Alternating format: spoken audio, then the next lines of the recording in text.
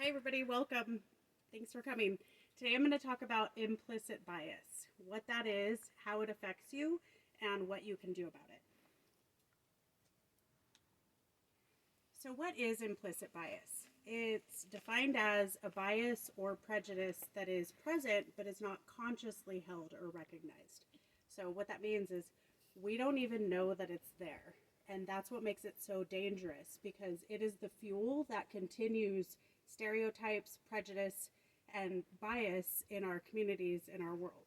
So most people think that it's just about race, but it can actually be about many things.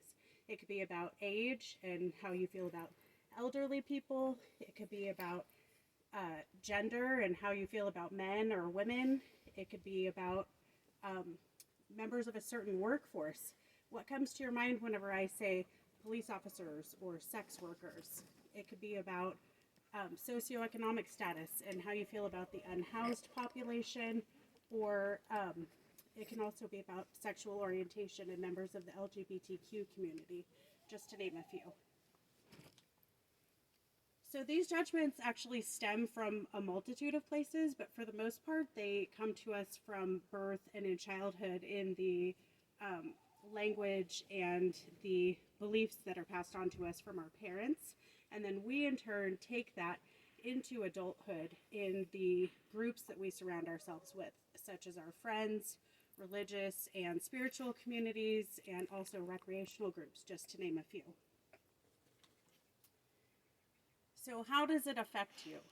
Again. How does it affect you? It affects each of us individually in the way that we contribute to the continuance of stigma, prejudiceness, and bias in the world, and then that in turn spreads collectively. So it can affect the integrity of the work that you do. Ask yourself, how do you, or if you treat certain clients or customers or patients differently than others? Are some getting a different kind of care? Do you show up more authentically for some rather than others? It can affect how you raise your children, and are they hearing certain language or toxic jokes, or your fear, is that being passed on down to them? It can affect how you show up for the world around you, and how you see the world around you. Are you more apt to help one group rather than another?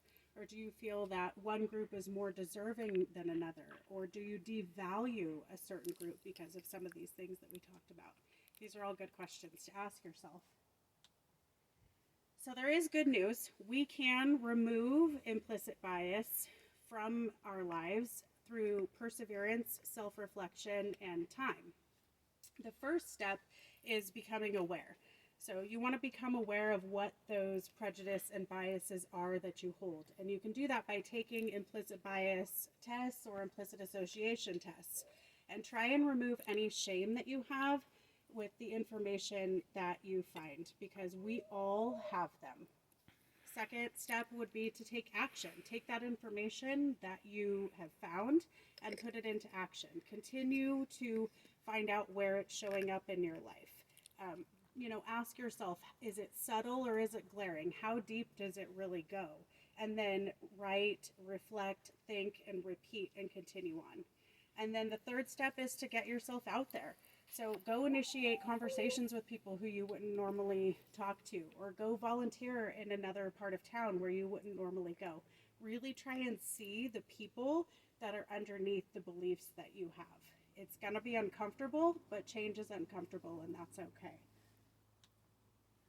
So in conclusion, uncovering our hidden bias and working towards doing that is only going to enrich your life and the world around you, and we owe it to ourselves and to each other to do so.